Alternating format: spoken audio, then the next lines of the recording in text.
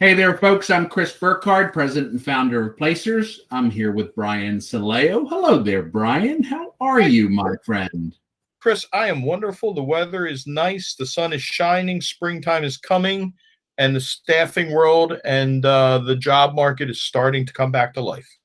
Yeah, maybe there's a little vaccine spring. Although, one interesting phenomenon, we're not in the same state, folks. It's raining where I am. I don't know where he is. It's bright and sunny, but good for you. That's a good thing.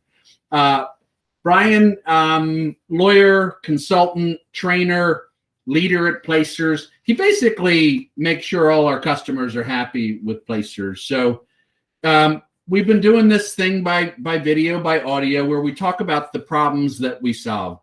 It's short form kind of episodes, 8-10 minutes. So guys, we're going to try and grab you.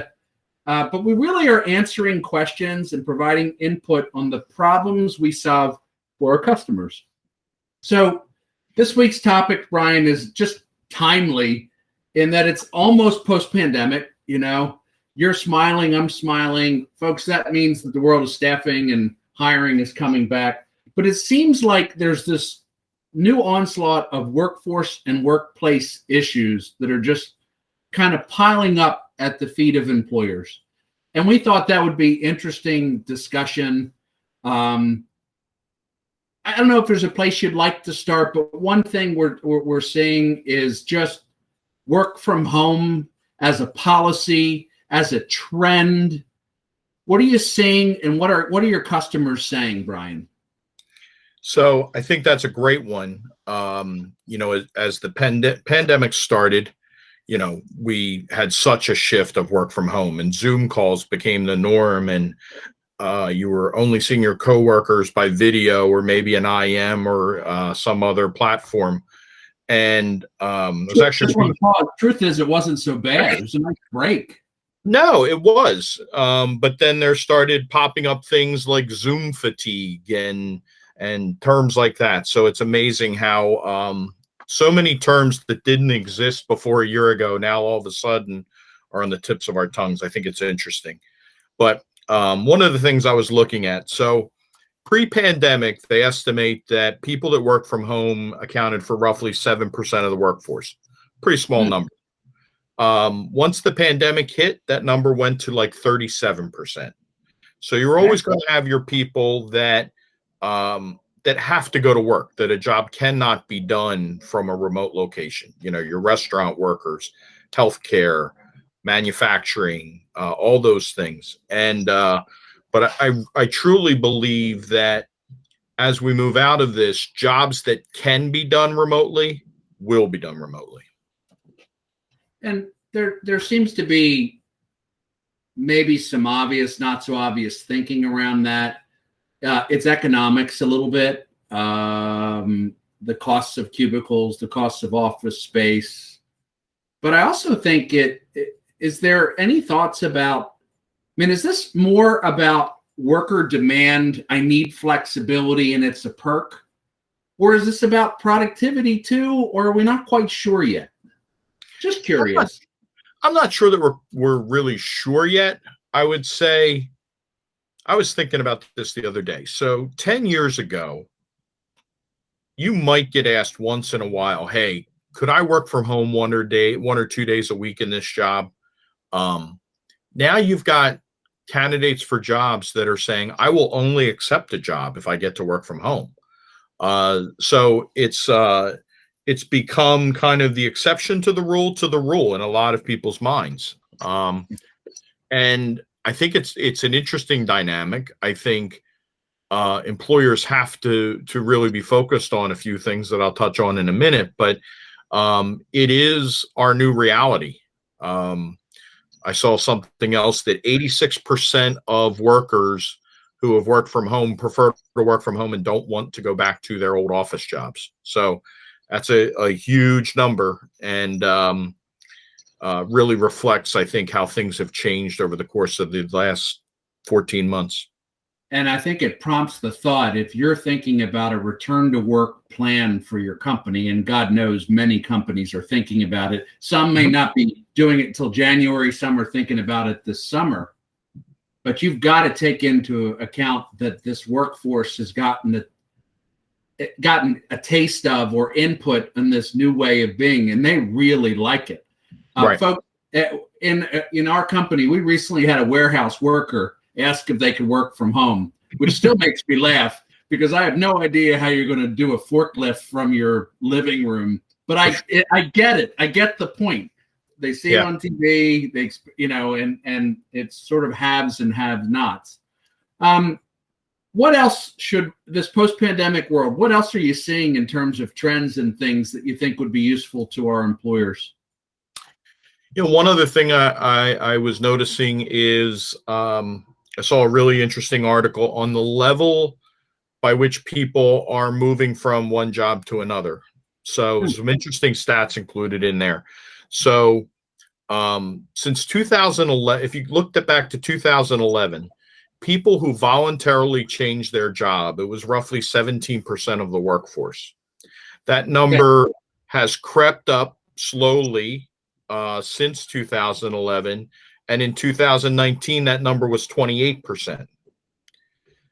So we went from 17% to 28% of the people who were working left a job voluntarily during that time frame. Okay. Yeah. 2020, the number drops to 22%. So back down almost close to the 2000 level. What it tells you is people are really careful about changing jobs now. They're taking a lot more things into consideration they wouldn't have 2 years ago.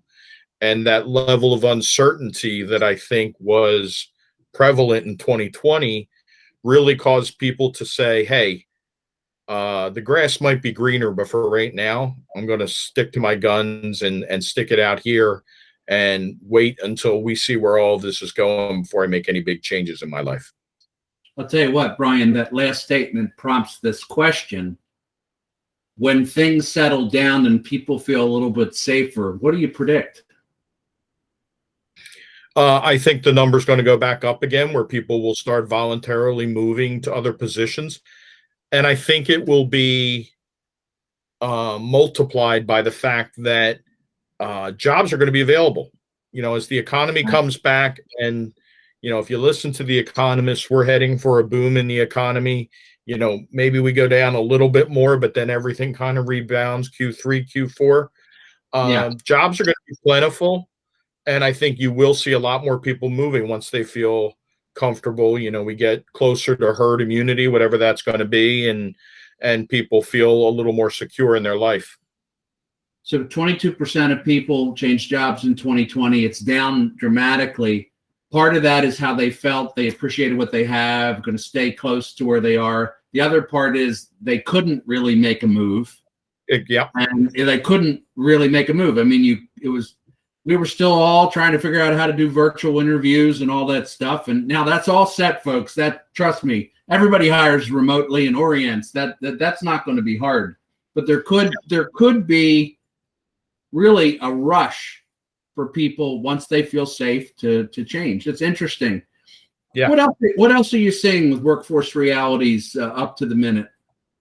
I think with the whole remote workforce and some of what we're dealing with, some of the things I've been thinking about that are really important for employers to reflect on is, you need to take a look and make sure that you have a strong work from home policy. Make sure that all of that is up to date and it reflects what your company's culture is and what your expectations of your employees are. I think training on how to work from home effectively, how to deliver trainings in a remote environment where you're not going to see your trainer as often as you might. I think training has become really key for an employer. And it's one of the ways that you keep people long-term is by making sure that you're focused on those things.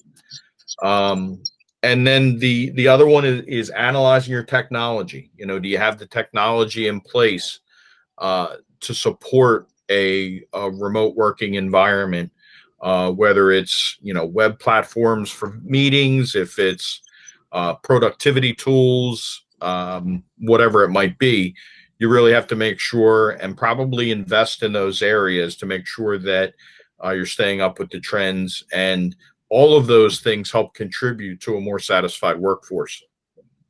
We all talked about last spring how we we sort of like gained 10 or 11 years of adoption on new technologies because we had to, like, just overnight. We're all Zooming and using web platforms for training.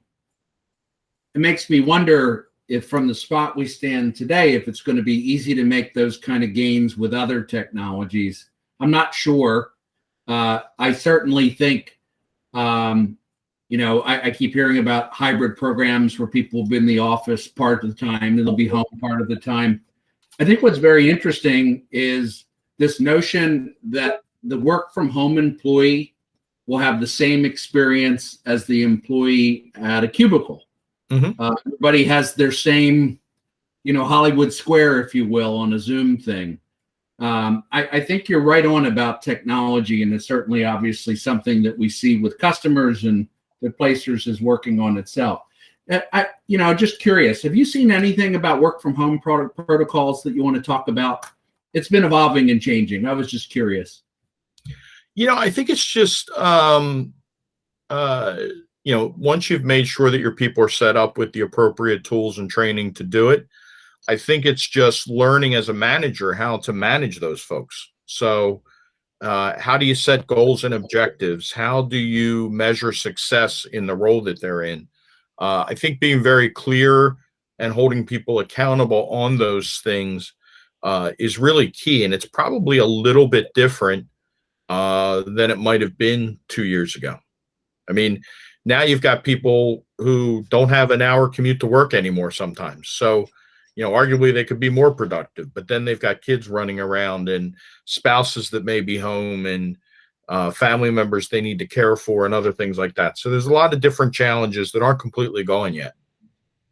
And I think you're right on, Brian, because it used to be our employers simply wanted us to do an hour of work per day, but now we have to create value outside of that. It's like it is challenging. And you can see those businesses, like the government is still relatively closed in spots.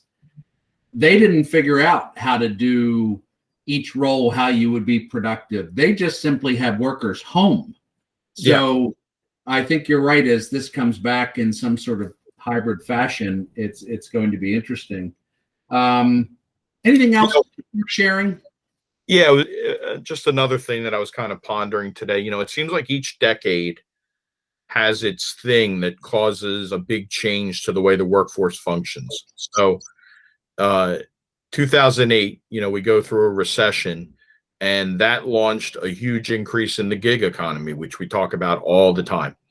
In the 2010s, you had Generation Z coming into the workforce with, their expectations and focused more, it seems, on quality of life and benefits and time off and things like that than they necessarily are on salary.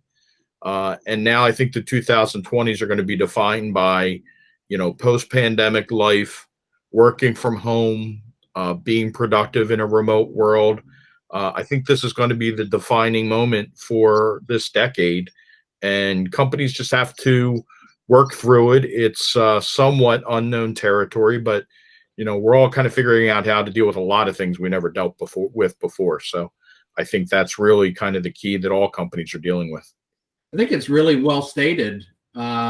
I think my advice for employers would be, you got to be true to yourself, right? You got to know your business and its limits, your culture, your values, your goals. But quite frankly, we've been talking about this notion of a war for talent for so long that it really never came. Now, it got tight and unemployment got low, but there really was not the same war for talent. Boomers didn't retire the way they have recently. Workers did not leave the workforce that may not come back like they have recently. So there is a real war for talent that started 3 weeks ago, quite frankly. And businesses have got to decide, to what you said, Brian, it's the roaring 20s. The workforce needs and wants have changed, but how do you adapt to those needs and wants but still be true to yourself as an employer? It is a time of change, and people have got to make that work. And I think those that do make it work are going to win. The other thing is the employers that understand their workforce and pay attention to those things will be the ones who win. I mean, in 2020, I would suggest that all of us at one point or another felt a sense of burnout and wanting this to be over, wanting work to go back to the way it used to be, and God knows what else. And employers have to be sensitive to that. They've got to be watching for it. It's harder to see it when your workforce isn't right in front of you every day and you're not seeing the same, body language you might be seeing face to face. So I think an employer that's really in tune with its workforce and what they're going through, you can only get so personal, but you really just have to pay attention because you can tell. So Brian, this is the How We Solve Problems series, and that's a wonderful setup to what I think should be our next topic, which is mental health in the workplace. I know it's something that you've been studying. I appreciate that, and I think it'll be a good thing. And you know what it reminds me of is just kind of a closing statement. I've seen a lot of these business cartoons in the newspaper where it has someone zooming, their faces on the camera, but you realize just outside the camera that they're holding their dog away, or their baby is playing on the floor who's just spilled their bottle and it's everywhere. And then you look behind them and the apartment or the house is just an absolute disaster. But this little square is okay. So I think it's, just to be clear, folks, this How We Solve Problem series, we are really getting these ideas for discussions from our customers and prospects. We're just simply recycling them into this fashion. If we're asked them once, we might as well share them with hundreds of customers. So Brian, thanks for today. Thank you, audience.